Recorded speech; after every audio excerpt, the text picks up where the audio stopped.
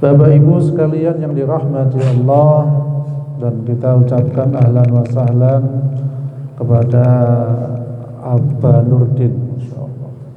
Semoga umrohnya mabrur dan kita pun juga bisa melaksanakan haji dan umroh. Nggih, pengin sedaya nggih? Pengin nggih. Jadi ketika sudah merasakan nikmatnya ibadah di Haramain, di tempat yang Allah berikan pahala yang berlipat, seakan-akan di sana itu rumah kita yang sebenarnya. Itu saja. Jadi seakan-akan di sana itu tempat kita mencari pahala yang banyak, mencari ketenangan batin, ketenangan diri kita, ya. Yaitu Baitul Haram, ya, Haramain di tempat Mekah atau di Madinah, ya.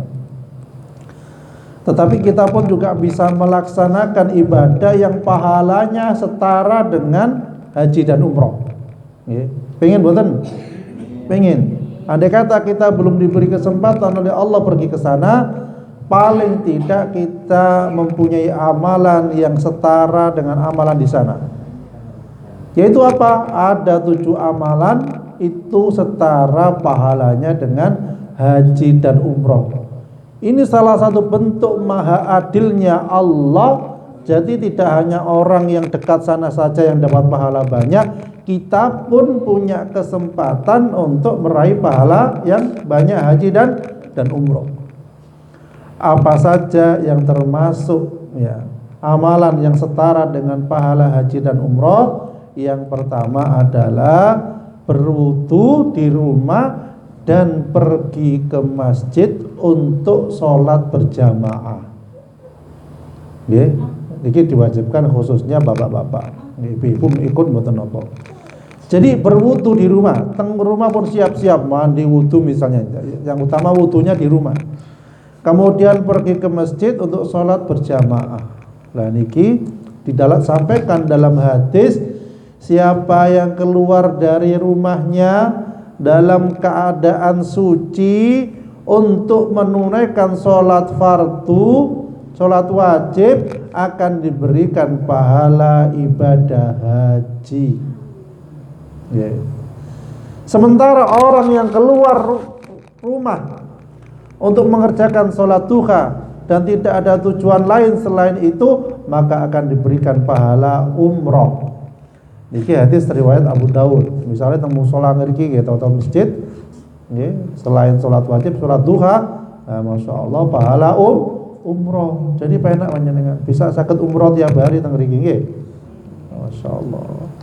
Iku keadilan Allah memberikan pahala yang setara ibadah haji dan umroh.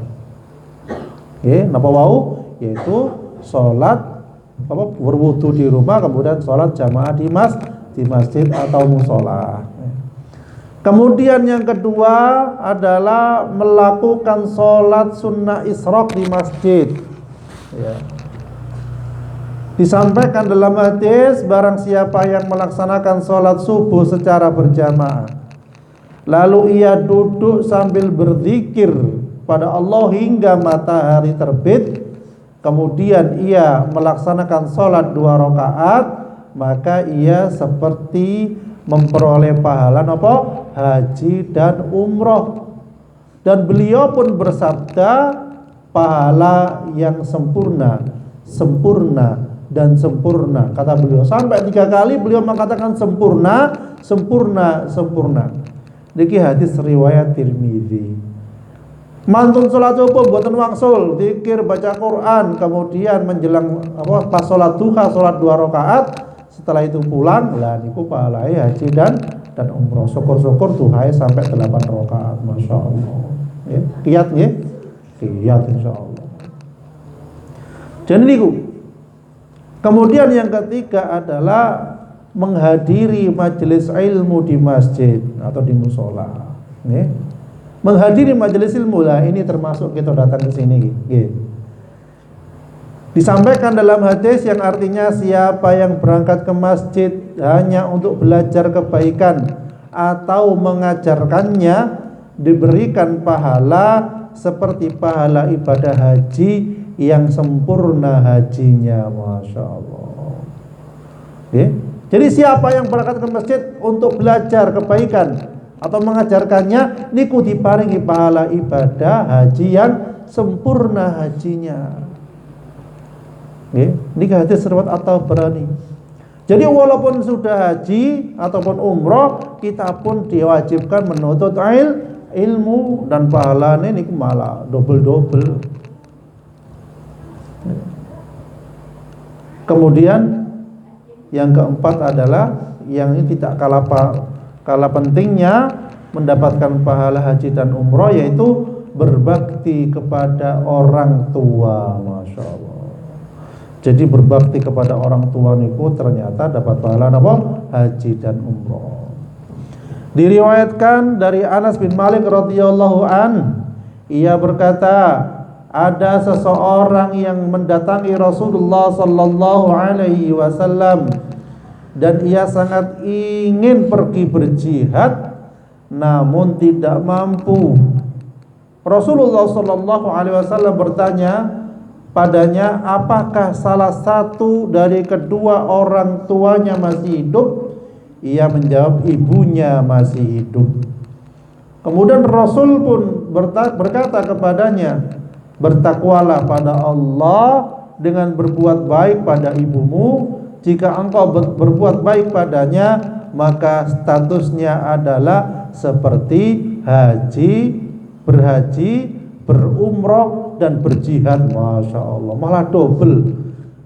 Jadi lewatan laretian wonten yang berbakti kepada orang tuanya, pahalanya malah double. Kados berhaji, kados berumroh, dan kados berjihad. Masya Allah. Jihad itu berat, ya. Tetapi ini Allah berikan pahala bagi siapa yang berbakti kepada orang tuanya. Hadis riwayat At-Tabrani dalam Al-Mu'jam Al-Awsat. Kemudian yang selanjutnya, yang kelima adalah yang pahalanya setara haji dan umroh itu membaca tasbih, tahmid dan takbir. Kapan? Setelah sholat. Apa? Subhanallah, subhanallah. Kemudian alhamdulillah, alhamdulillah. Kemudian Allahu akbar, Allahu akbar. Berapa kali? 33 kali. Ya. Dari Abu Hurairah radhiyallahu anhu, ia berkata, ada orang-orang miskin datang menghadap Nabi sallallahu alaihi wasallam. Kemudian mereka berkata, orang-orang kaya itu pergi membawa derajat yang tinggi dan kenikmatan yang kekal. Mereka sholat sebagaimana kami sholat, itu kata orang miskin.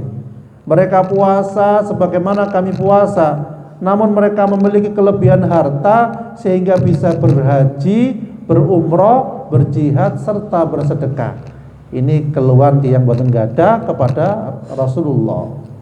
Kemudian Rasulullah bersabda, maukah kalian aku ajarkan suatu amalan yang dengan amalan tersebut kalian akan mengejar orang yang mendahului kalian dan dengannya dapat terdepan dari orang yang setelah kalian, dan tidak ada seorang pun yang lebih utama daripada kalian kecuali orang yang melakukan hal yang sama seperti yang kalian lakukan.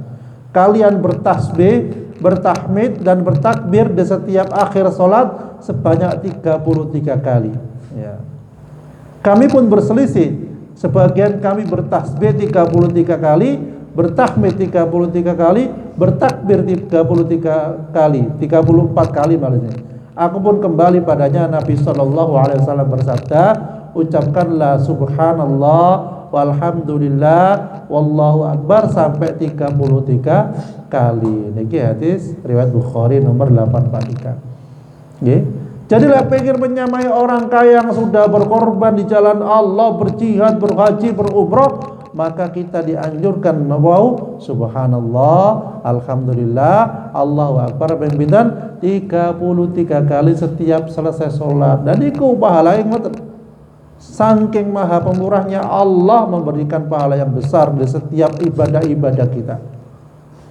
Kemudian yang keenam adalah napa? Berumroh di bulan Ramadan. Nah, wonten sing nate umroh bulan Ramadan? Insyaallah. Oh, insyaallah nggih. Berumrah di bulan Ramadan. Rasulullah bersabda, jika Ramadan tiba, berumrahlah saat itu karena umrah Ramadan senilai dengan haji. Ya. Amin ya rabbal alamin. Okay. Jadi umrah pada bulan Ramadan itu senilai dengan haji pahalanya. Tapi penuh bang, siap-siap. Okay. Penuh Masjidil Haram. Okay. Lebih penuh daripada ibadah haji sendiri. Okay. Teng Masjidil Haram niku. Nggih. Jadi ngoten. Dalam riwayat yang lain dikatakan umrah pada bulan Ramadan senilai dengan haji. Riwayat hadis riwayat Muslim. Ya. Disampaikan dalam lafaz Bukhari juga, sesungguhnya umrah di bulan Ramadan seperti berhaji bersamaku. Itu kata Rasulullah. Syukur-syukur bulan Ramadan terakhir nggih sekalian apa iktikaf 10 hari terakhir nggih bagi saya tambah penuh full nggih, makanan mungkin berlimpah-limpah teng mriko, yang sedekah banyak nggih bagi masyaallah. Kemudian yang terakhir yang ketujuh adalah tiang ingkang gadah bertekad untuk berhaji nggih. Bertekad, siapa yang memiliki uzur tapi punya tekad kuat dan sudah ada usaha untuk melakukannya, maka dicatat seperti melakukannya. Jadi contohnya pun ada orang yang sudah mendaftarkan haji tapi ia meninggal dunia sebelum berangkat, maka ia mendapatkan pahala haji. Loh kita pun pripun? Pada daftar saged daftar tapi sing gawe daftar dereng wonten misalnya nggih. Tapi tekad terus insyaallah dapat pahala walaupun kita belum bisa melakukannya. Nggih. Jadi sekecone ngoten, niat saja, niat baik saja Allah sudah catat pahala. Andai kata tubuh ini mungkin belum bisa melakukannya. Nggih. Itu salah satu bukti Allah Maha Pengasih dan Penyayang, Maha Pemurah. Nggih. Jadi ingatan Bapak Ibu sekalian dirahmati Allah. Jadi napa wau yang termasuk pahala haji dan umroh yang pertama ya berwudu di rumah dan sholat ya pergi ke masjid untuk sholat berjamaah. Yang kedua apa? Melakukan sholat sunnah isyraq di masjid, sholat sunnah habis sholat subuh yaitu pas duha, pas matahari seujung tombak. Kemudian yang ketiga adalah apa? Menghadiri majelis ilmu di masjid atau di mushola. Yang keempat apa? Berbakti kepada orang tua. Kemudian yang kelima membaca tasbih, tahmid dan takbir setelah sholat. Yang keenam berumrah di bulan Ramadan. Yang terakhir bertekad untuk berhaji. Masya Allah. Oke, mudah-mudahan kita sekalian diberikan kemampuan kemudahan oleh Allah Subhanahu wa taala untuk berhaji. Masya Allah. Oke, spesial monggo Ustaz Nurdin mendoakan kita semua.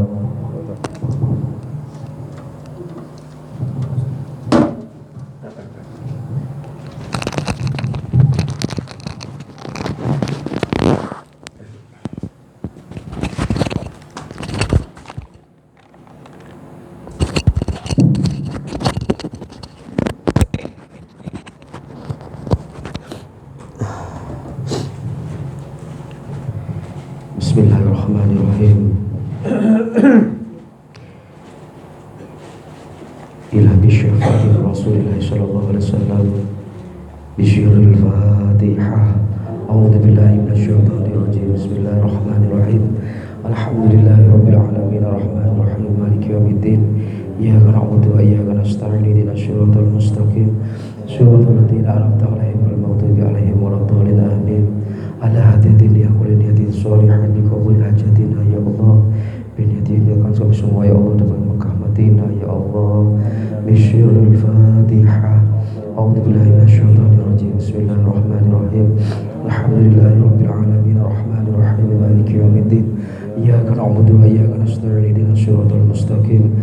Siratal ladzina an'amta 'alaihim ghairil maghdubi 'alaihim waladdallin. Amin. Bismillahirrahmanirrahim. Alhamdulillahirabbil alamin. Allahumma sholli wa sallim wa barik ala sayyidina Muhammadin salatan tuballighuna bi hajjat baitikal haram wa ziyarati qabri nabiyyika Muhammadin sallallahu alaihi wasallam. Allahumma ja'al hajjana hajjan mabrura wa umratana umratan mabrurah, wa sya'yana sya'yan mashkurah, wa dzambana dzamban maghfurah, wa amalan amalan solihan maqbulah, wa tijaratan tijaratan lan tabur, ya alima ma fis sudur, akhrijna minadh dhulumati ilan nur. Allahumma sakhil umurana wa sahil maqasidana wa balighna ilaika ya Allah. Allahumma majma'an marhumah.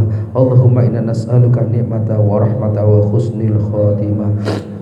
Allahumma inna nas'aluka salamatan fid din wa afiyatan fil jasad wa syihadatan fil ilmi wa barakatan fil rizqi wa taubatan qabla al maut wa rahmatan indal maut wa maghfiratan ba'dal maut. Allahumma khawin alaina fi syakaratil maut wan najatan wal afwa indal hisab.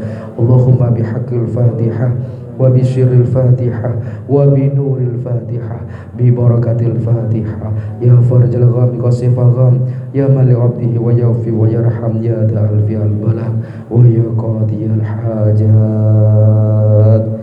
idfa'na wa liman khadara imdana min kulli ghammin wa ghammin wa balagh wa ta'un wa min syarri fitnati masyihid dajjal. Allahumma rabbana atina fid dunya hasanah wa fil akhirati hasanatan wa qina adzaban nar. Wa sallallahu ala sayyidina Muhammad wa ala alihi wa sahbihi wasallam. Subhana rabbika rabbil izzati amma yasifun wa salamun alal mursalin walhamdulillahi rabbil alamin. Bismillahil asroril Fatihah. Bismillahirrahmanirrahim. Alhamdulillahi rabbil alamin. Rahmanir rahim maliki yaumiddin. Iyyaka na'budu wa iyyaka nasta'in. Ihdinas siratal mustaqim siratal ladzina an'amta 'alaihim ghairil maghdubi 'alaihim waladdallin. Amin. Kita tutup dengan doa akhir majelis. Subhanakallah wa bihamdik asyhadu an la ilaha illa anta astaghfiruka wa atubu ilaik. Assalamualaikum warahmatullahi wabarakatuh.